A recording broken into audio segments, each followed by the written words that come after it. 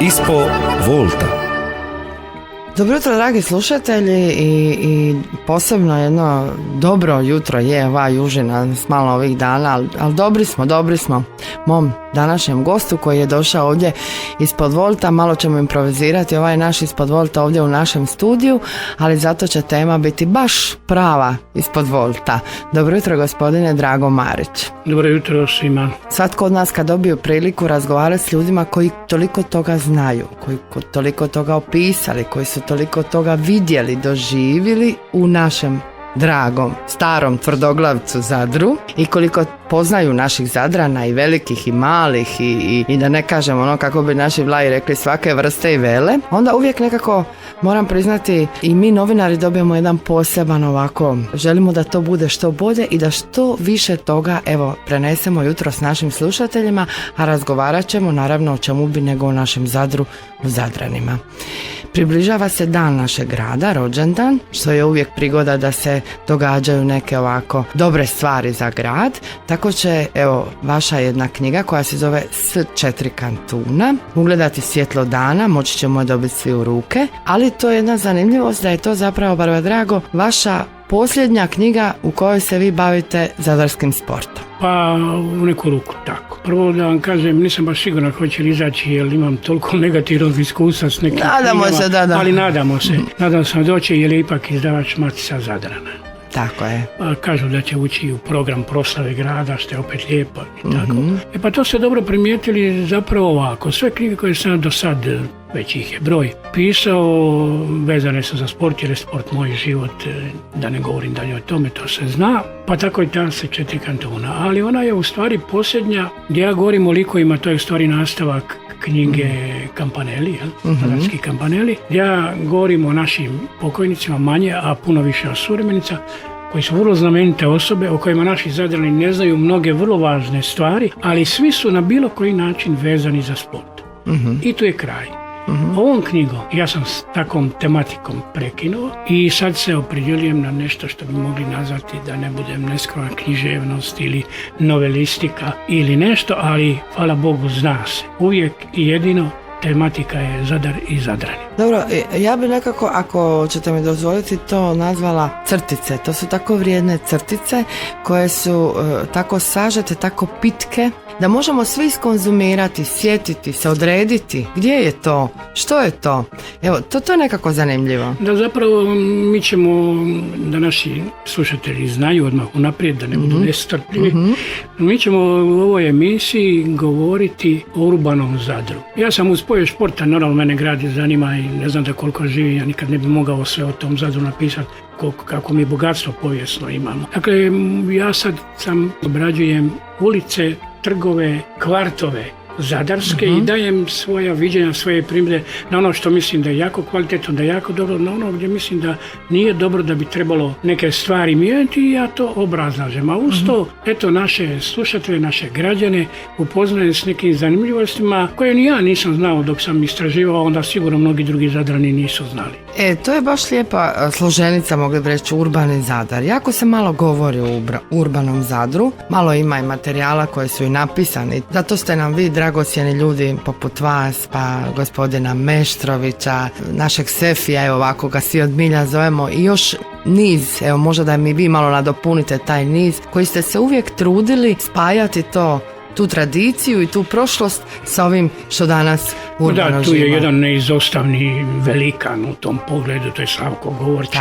Tu je naš zagrebački Zadrin Pave Jerolimovi i tako ima još nekoliko mlađih i tako do Bere Paleka isto ide tim putem i tako. Biće toga. Biće toga. Dobro uvijek krenuti s 4 kantuna. Međutim, imamo još jedan ovdje fenomen. Ja moram priznati da sam ga otkrila uz vas. Mi imamo zapravo i 6 kantuna. Tako. Ja mislim da je to jedinstven slučaj u Dalmaciji, u Hrvatskoj, možda i u svijetu, ne znam. Jer ne radi se o trgovima. Logično je da je trg, pa je okrugao trg, tamo kantuna.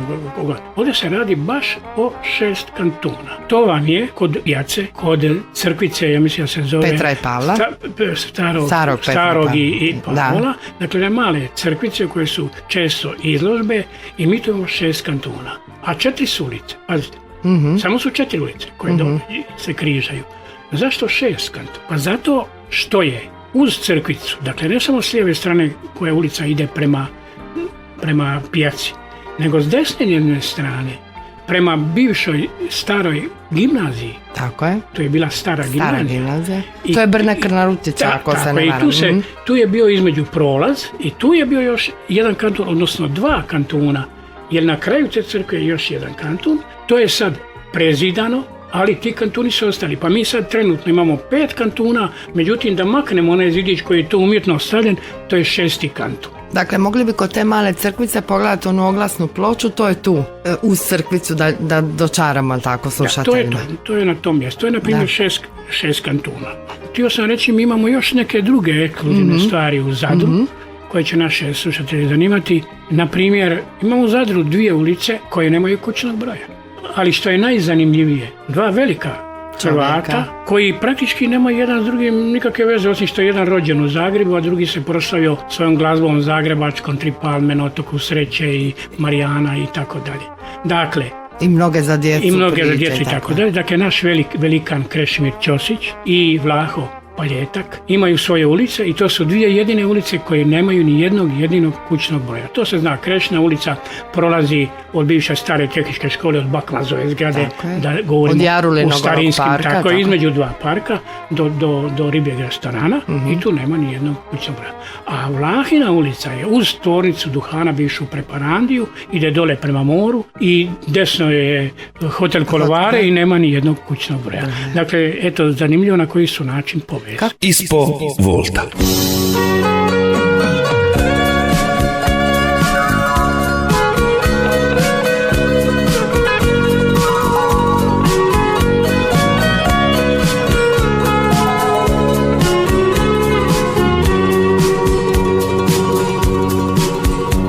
Sa dragom kod 4 kantuna, kroz tihu varoš proći bi znao. Na rivu ili uz donac stari, dok tiho sviva Zadar grad. Ali vrime neumorno ide i ja sam moram na drugu stranu poć. Da mi je sada sa mojom klapom zapivat tiho za laku noć. Kale larga, kale larga, kale larga moja radosti, tu sam proveo najljepše dane moje mladosti. Kale larga, kale larga, kale larga moja radosti, tu sam proveo najljepše dane moje mladosti.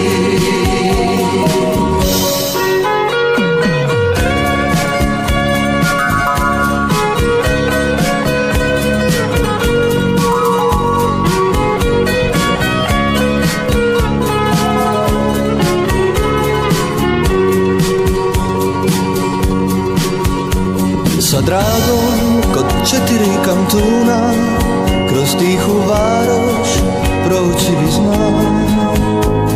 Na rivu ili uz tonac stari, dok tiho sniva Zadar grad. Lipi moj grade, uvijek ti se sitim i pismu ovu poklanjam ti ja. Neka je mladost zapiva s tobom, kada već ne mogu ja.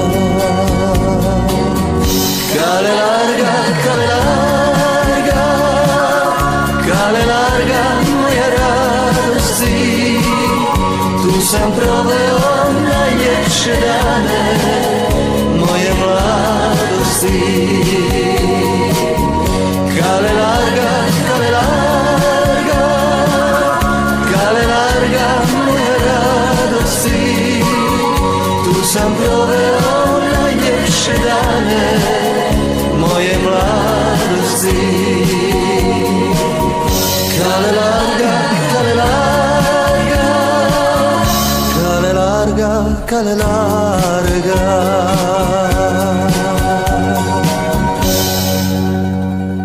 ispod volta.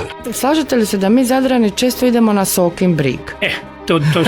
Hvala vam što ste to rekli. Hvala vam, to me boli odavno i kopa. Da. Ma kakva Soka u Zadru? Nema u Zadru Soke. To je neki šatrovački naziv. To je Sokin, odnosno bolje i pravilnije riječi Sokov brig. Sokov, da Sokov. točno kažem. Evo zašto da. Sokov. Evo zašto Sokov. To su bile arbanaške zemlje i mučnih arbanasa. Jedna od mučnih obitelji u ta stara doba bila je obitelj Stipčevića. Kako i njih je bilo puno, onda su im davali nadimke uz imena. Pa je taj Stipčević imao nadimak, dakle oni su bili Sokovi. A kako je to bila njegova zemlja, to je u stvari Sokov brig. Sad imamo još jednu drugu, kad smo već tu, isto u blizini, nije puno daleko. Nije daleko. Imamo jednu staru zadarsku naviku, svaki će vam Zadrani reći, to su Mimine kuće. Nisu Mimine, nije to nikakav Mime.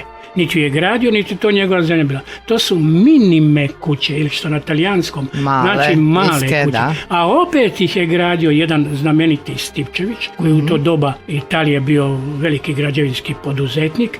On je Vladimir Stipčević, kojeg su Talijani, potalijanizirajući mnoga hrvatska imena, zvali Vladimiro Stefan. Dakle, on je te kuće gradio i ne samo njih, nego još mnoge druge stvari u Zadru i nazvao ih su bile male minime kuće. Imamo još neke kuće i to crvene.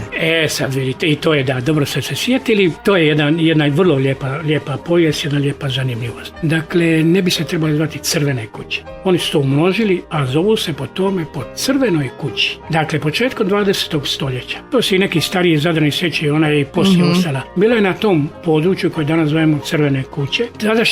Zadarski gradonačelnik iz obitelji Tringari imao je ladanjsku kuću, koja je bila takve slične neke crvenkaste ružičaste boje, onako, tako je, boje, lijepa, velika, impozantna, ladanja prava, izvan grada. Ona je bila prava ladanjska kuća njegova. Ali što je još važnije, zašto ona bila posebna, zašto ona bila atrakcija, to je svako dolazio gledao, jer je ona imala jedan prekrasan vrt, ne mediteranskog, nego arhaičnog bilja. Dakle, palme, kaktuse uz ove naše mediteranske, dakle, imala je jedan poseban vrt kako u Zadru nije bilo i tako. A još je nešto jako zanimljivo. Naši arbanaški preci koji su veliki vjernici, zbog toga su i morali bježati od Turaka i došli ovdje da spase svoju vjeru, oni su tuda prolazili u onoj njihovoj znamenitoj vjerskoj procesiji križeva. Ta crna kuća nije bila službena postaja, kako oni kažu stol, jer tamo gdje se zaustavila procesija, Arbanasi zovu stol, pa ima 4 stola i tako dalje, ali su obavezno stajali kod crvene kuće. Vjerojatno i zbog počasti gospodinu gradonačelniku, ali i on je bio tako ljubazan, svih ih je primao, a njihove vođe, svećenike i ostale obavezno častio. Onda su oni tu odmarali, lijepo to se odmorili, pogledali i onda su išli gore dalje na 4. postaju na Ploče. U svakom slučaju neka budu put crvenih kuća, dakle, crvene kuće, ali krasna kuće, povijest. Ali sad ste se dotakli ovako, vi uvijek govorite, od kad god s vama razgovaram i kad pišete, čak jedna knjiga se zove Povijest zadarskih arbanasa. I uvijek govorite to zadarski arbanasi sa velikim Z. Da ne bi neko mislio da je to neki zadranizam naš, nego postoji objektivan razlog zašto to tako treba biti. Dakle, ako ćemo gledati pravilno jezični, onda zadarski je pridjev i trebao bi biti malim slovom. Međutim, to mene pitaju od 2008. kad sam objavio onu knjigu Sport kod zadarskih arbanasa, pa kako nije prva riječ zadarski, nego treća, pa su pitali zašto veliko Z. Iz prostog razloga, zato što se tako pišu i gradišćanski Hrvati, luzički Srbi, tako. Dakle, to se radi o jednoj etničkoj skupini. I onda je bolje i pravilnije reći zadarski arbanasi, jer arbanasa ima i drugih. Onda me neki prijatelji pitaju, dobro, a zašto ne bi bili arbanasi kod Zadra? To je nešto drugo. To je mjesto, lokacija, a ovo su ljudi. A osim toga, arbanasi su porijeklom Albani, ali velika, gotovo svi, oni se najprije osjećaju Hrvati, pa onda arbanasima, i zato je najbolji naziv. A osobito Zadrani. A onda i zato je najbolji, pa Zadrani ima i govor. Zato je najbolji naziv zadarski arbanas. Ispod volta.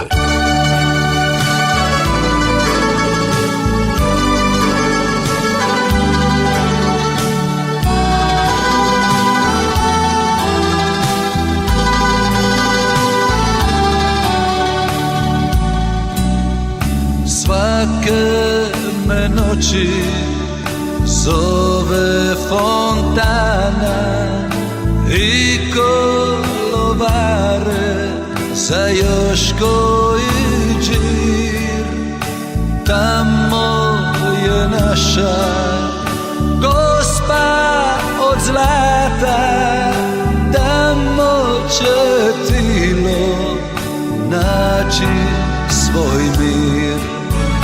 Volim te, volim, misto kraj mora, jedina mladosti, jedina radosti.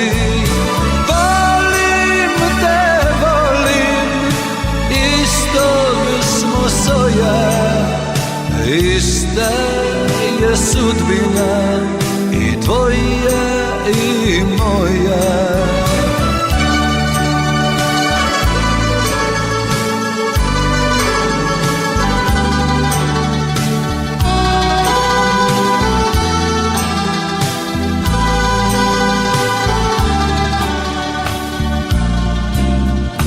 Kada se vratim s mirisom žuke, teško će biti sakriti suze ispred oltara.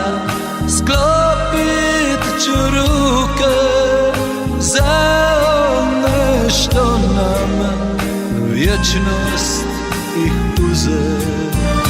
Volim te, volim, misto kraj mora, jedina mladosti, jedina radosti. Volim te, volim, istog smo soja, ista je sudbina i tvoja i moja. Ista je sudbina i tvoja i moja.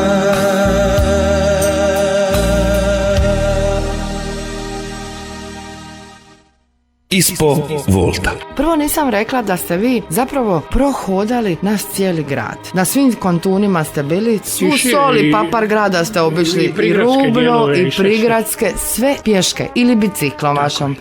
I znači dok vi hodate kroz te naše Kaletice, ulice, uličice ili uličetine, imamo čak nekih ulica koje su ogromne, uvijek gledate gore. Tako je. I uvijek nešto nađete. Obično ljudi gledaju dole da bi nešto našli, a vi uvijek gledate gore. Pa zato što svi gledaju dole i nalaze to što je dole, ja gledam ono što drugi ne gledaju da bi nešto drugo pronašao. Aha. Dakle, ovako ja se u šali kad me ovi moji prijatelji, kolege, suradnici pitaju, a što ti to radiš? Kuti? Ja kažem, kroz Zadar skitam, pitam i bježim. Znam da bi to ostalo našim mlađima, da bi to ostalo u povijesti. Tako je, onima koji dolaze iza nas. Jer se to smatra vrijednosti koje se moraju znati. Eto, to je to. Da, ajmo sad u Arbanase. Tamo imamo naziva ulica koje su, pa neću reći, ali stvarno malo onako začuđujuće. Ja ću sad povezati i Arbanase i uopće taj problem, ajmo reći, neodgovarajućeg dijeljenja ulica.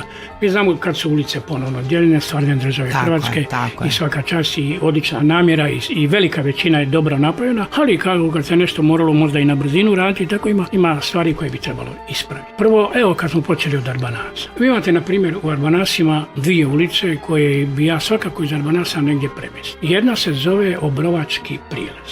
Molim vas, Obrovački prijelaz niti ide prema Obrovcu, niti ima ikakve veze s bilo s kim iz Obrova. A u isto vrijeme imate ulicu jednog velikog Zadrana, jednog od najvećih Zadrana u povijesti Arbanasa, doktora profesora pokojnog Slavka Perovića, koja nije u Arbanasu, nego je 100 metara iznad košarkaške dvorane Krešimira Ćosića. U redu, doktor Perović je veliki zaljubljenik u zadarsku košarku, ali on nema s tom područjem ništa posebno. Reče neko, pa dobro, u Zadru je, i to je točno, ali trebalo bi nekako, ko što rade naši Bibinci, ko što rade naši Dikljani. Ja uživam doći u Bibinju.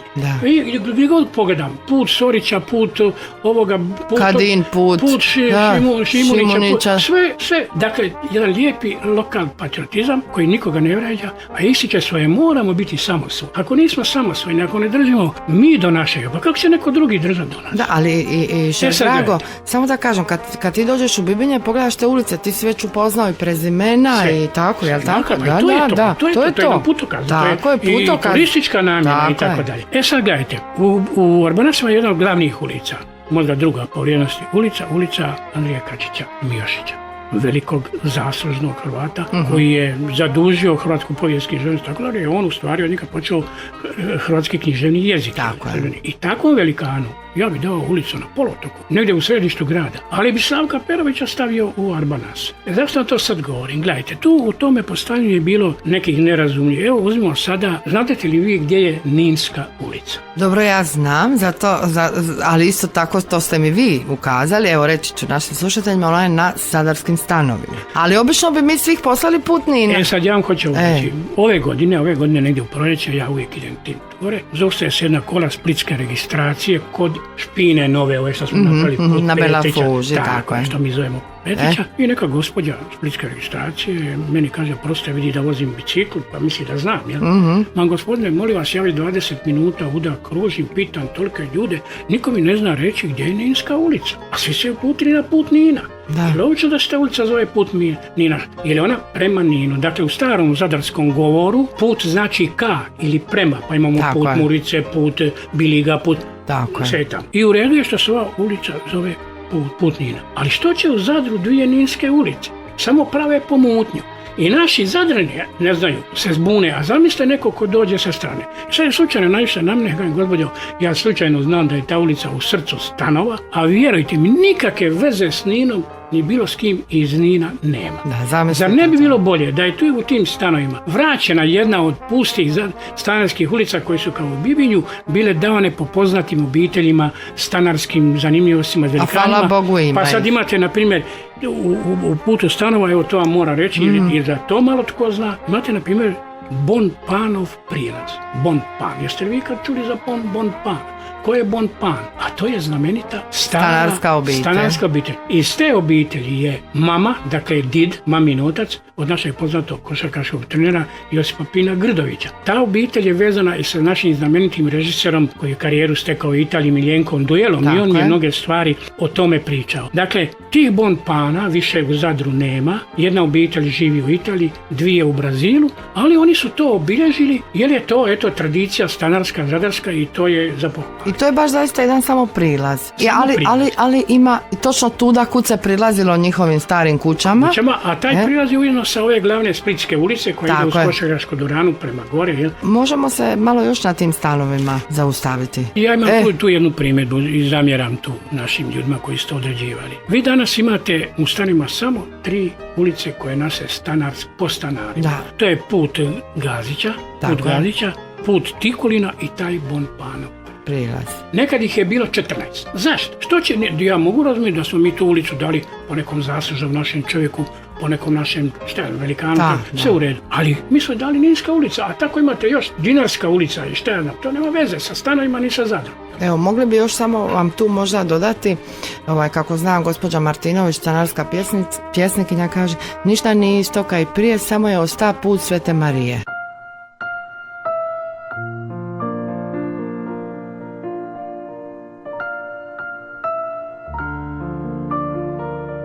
Okad nis prošla onim starim putom, tisnim puteljkom kad škrebu cvita. Okad nis prošla di žito zrije, okad nis prošla put Svete Marije. Kako smo užali kozona kadenu, poči rano dok ne ugrije, onim našim putom Svete Marije. Još osjećam vonj brnestre, bušinka i kapurice i pismu što čički pivaju, a ništa više nika i prije. Samo je osta na isto misto put Svete Marije. Evo, i ta ulica i put Svete Marije na drugom dijelu. Ispo Volta.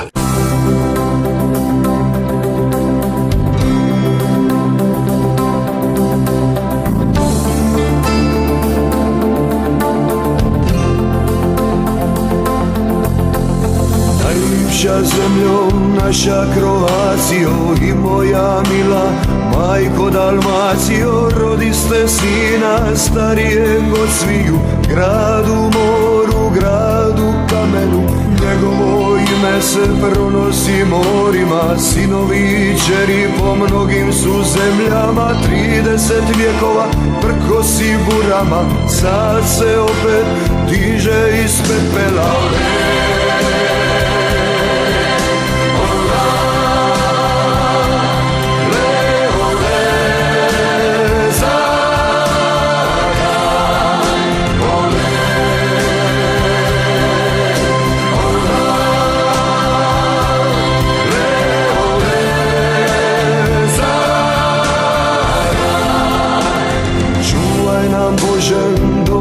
Istošiju, Šimu Krševana, Franu i Mariju, sve naše ljude, znane i neznane, ista i sudba suzama veže. Zastava njegova mije se slobodna, kamene zidine, svjedok su vremena. Zadarsko srce kuca još u nama i svi ko jedan staćemo uz njega.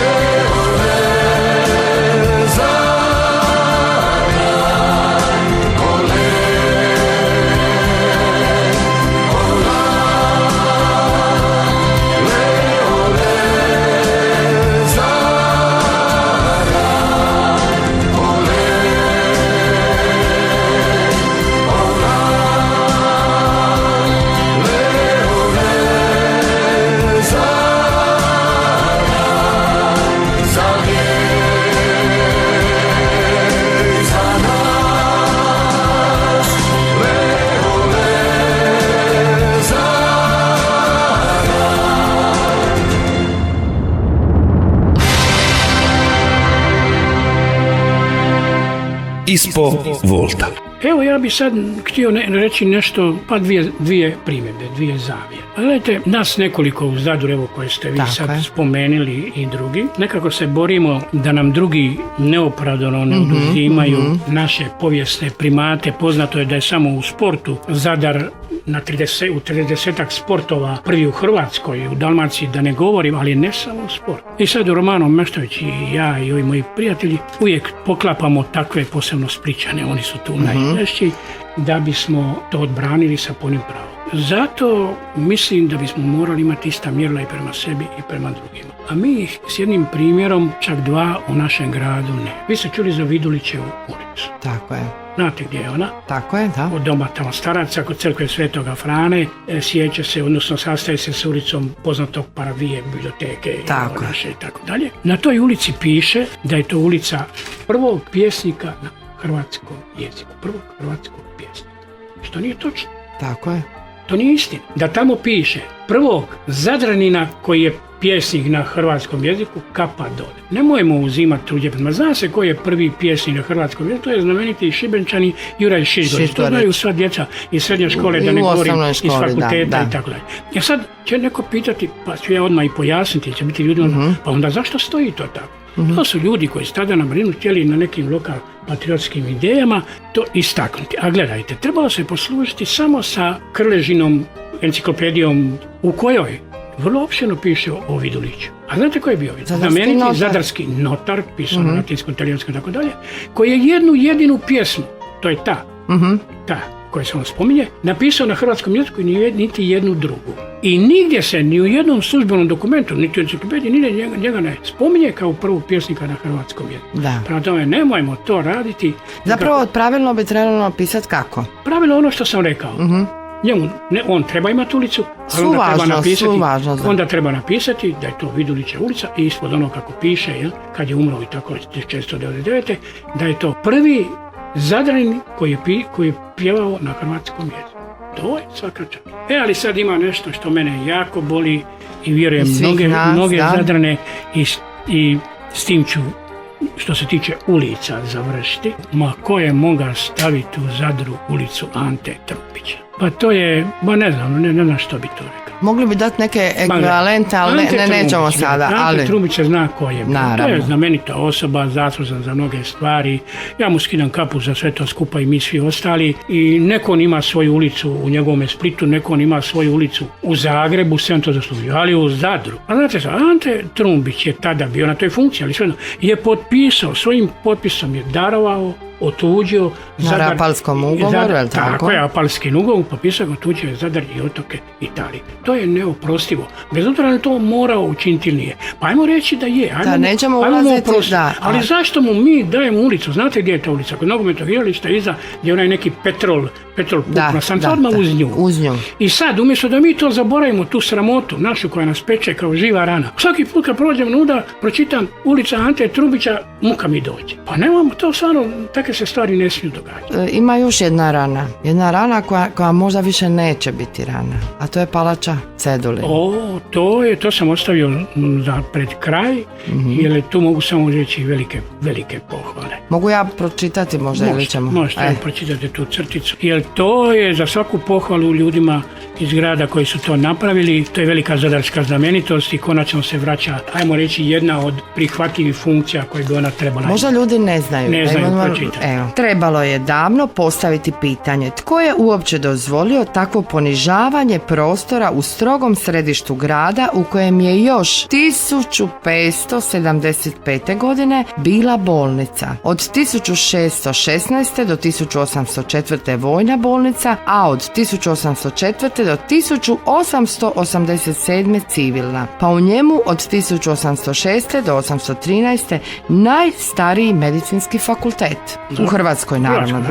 1821. godine utemeljena je prva primaljska škola u Hrvatskoj, a 1847. godine, što je vrlo važno, izvršena je operacija pod eter narkozom samo 6 mjeseci nakon prve takve operacije u svijetu, točnije u gradu Bostonu. Sad će postati informativno turističko središte, pa će se bar moći namjernicima u naš grad s ponosom kazati u kakav prostor po informacije dolaze. S obzirom da se objektivno palača Šimuna Cedulina ne može vratiti prvotnim namjenama, držim da je ovo najbolje rješenje. U duhu toga treba pozdraviti i odluku da se pristupi obnovi vrata Svetog Krševana ili Morska vrata, kako smo mi zvali, izgrađenih još 1573. godine u čast pobjede kršćanske vojske nad Turcima kod Lepanta.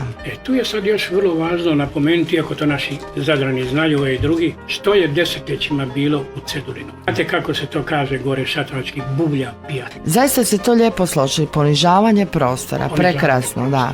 Jednog velikog, prekrasnog, znamenitog povijesnog pozdrava koji eto sad dobija. I sad zamislite kad dođu ti turisti u naš grad, oni tamo koji budu ih posluživali, turisti, on će moći reći, jel vi znate gdje ste vi došli?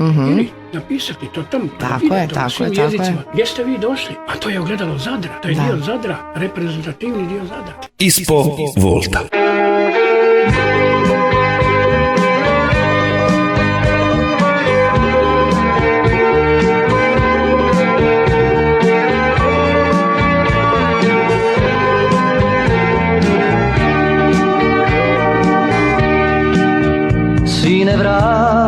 se da oči majke vide, kako bijela lađa dolazi u kraj. Sine, ne daj da nas dijele te daljine, dok te čeka plavo more i tvoj žal. Sine, vrati se kada pomisle svi da se nikad nećeš vratiti. Ne daj da te nosi tuđeg mora val. Sine, vrati se kada pomisle svi da se nikad nećeš vratiti.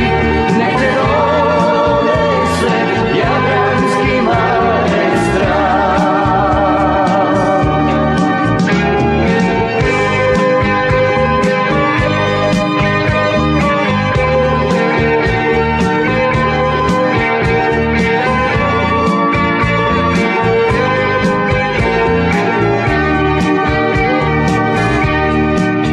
Sine, vrati se zbog onih što te vole.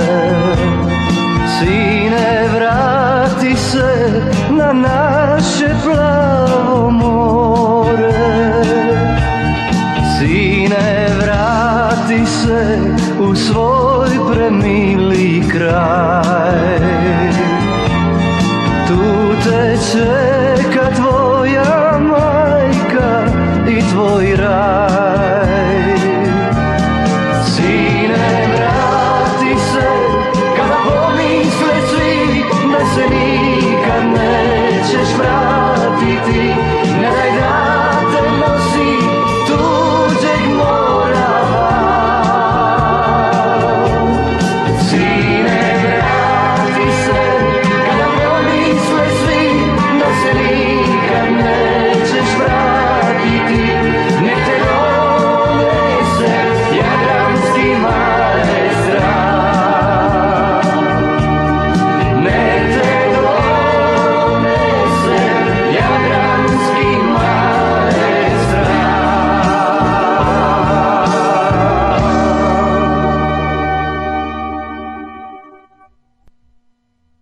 Ispod volta. Ali vi ste mene pitali za ovaj meni jako dragi dio Relje, tako je.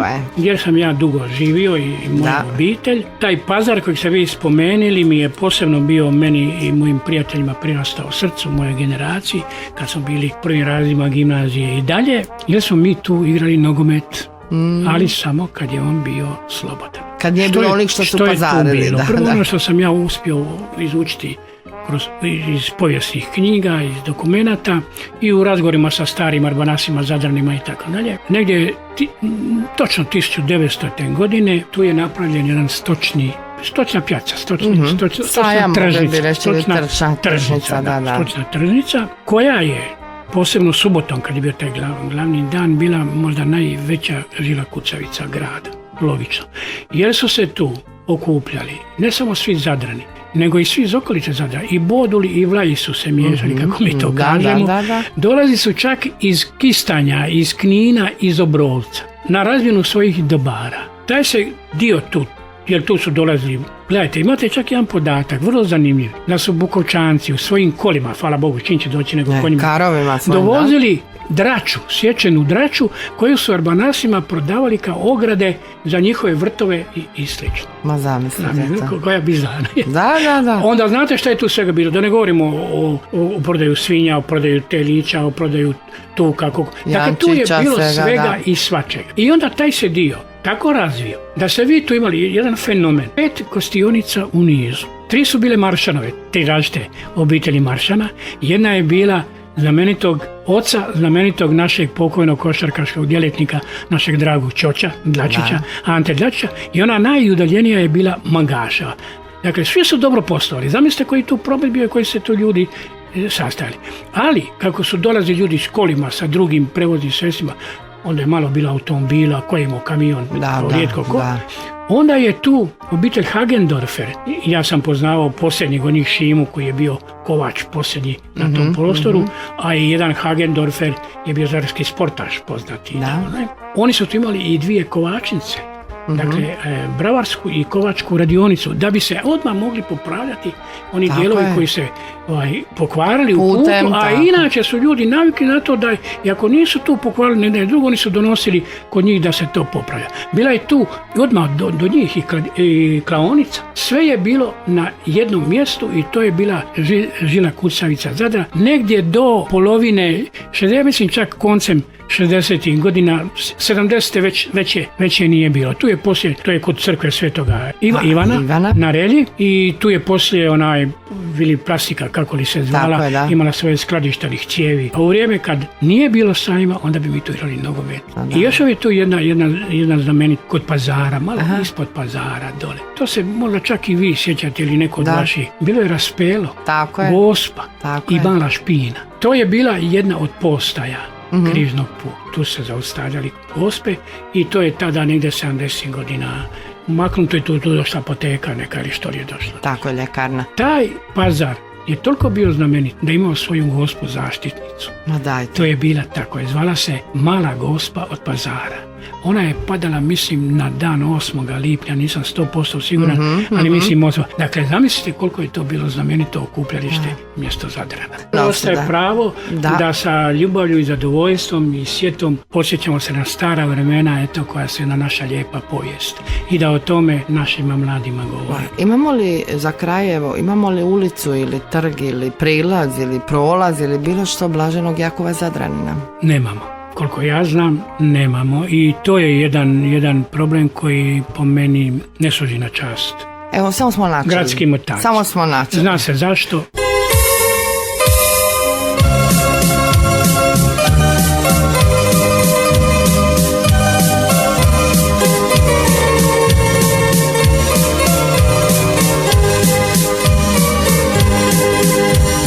Tisuće srca, tisuće igra, pod suncem uzmaje strah. Prolaze tiho, Jadranom plavi, kroz Zadarski kanal. A ja i ti, ljubavi, sisti pokraj mora, na rivi uživati. A ja i ti, ljubavi, sisti pokraj mora, na rivi uživati.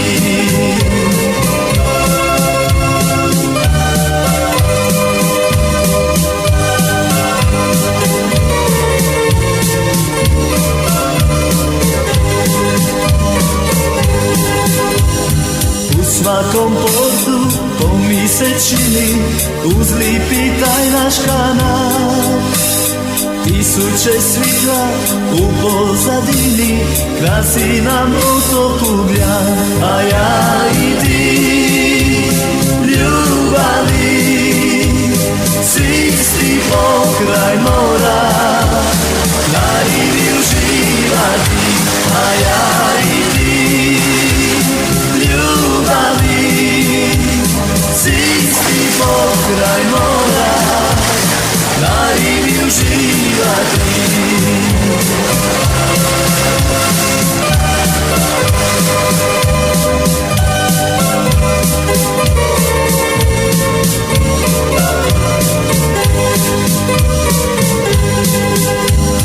Kanal je tihi, mirno je more, divan je taj morski kraj.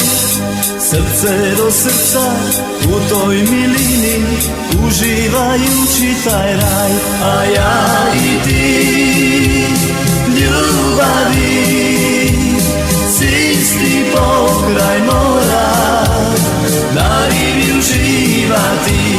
A ja i ti, ljubavi, sisti pokraj mora, na rivi uživati. A ja i ti, ljubavi, sisti pokraj. Prvo, drago, imamo mi još puno toga za reći, opet ću vas zvati. Hvala vam što ste se odazvali da tu predaju širimo. Neko će nas možda slušati, ko zna, možda ćemo na nekom drugom mediju tako nešto ne isto samo pokazati. to, nego mene, ja se najviše nadam da će evo nakon ovakvih razgovora neki naši mladi ljudi obrazovani koji vole ovaj grad nastaviti ovo što mi stari radimo, jer mi smo već puno ostarili. Kako bi bilo popularno danas reći, lajkat će nas. Pa ćemo onda to širiti. Prvo vam želim puno zdravlja. Hvala lijepo. I samo vi gledajte gore. Ja vidim da ste vi još bez naočala gledate gore i samo vi to nama bilježite. To je tako dragocjeno. To kao hrčak lijepo sve spremate. Tu meni je to zadovoljstvo, meni to nije teško. Dogod mi Bog dade zdravlja i snage, dogod mi je glava bistra, srećom još uvijek je, ja ću to raditi. To je moja ljubav, moj život. Ali eto, i poklon našem gradu i Zadranima. Da, mi je neku ruku krivo da bi to trebalo pratiti sa tim minimumom. Ništa tako mi ne tražimo, samo da se te knjige ti objavljuju i dijele Zadran, ništa drugo. Hvala vam puno što ste vi podijelili ovo s nama jutros. Hvala vama što ste me pozvali. A vi, dragi slušatelji, nemojte nikako okrenuti radio valove Novog radija, nego nas čekajte za 7 dana, bit će neka druga priča ispod Volta. Lijep pozdrav.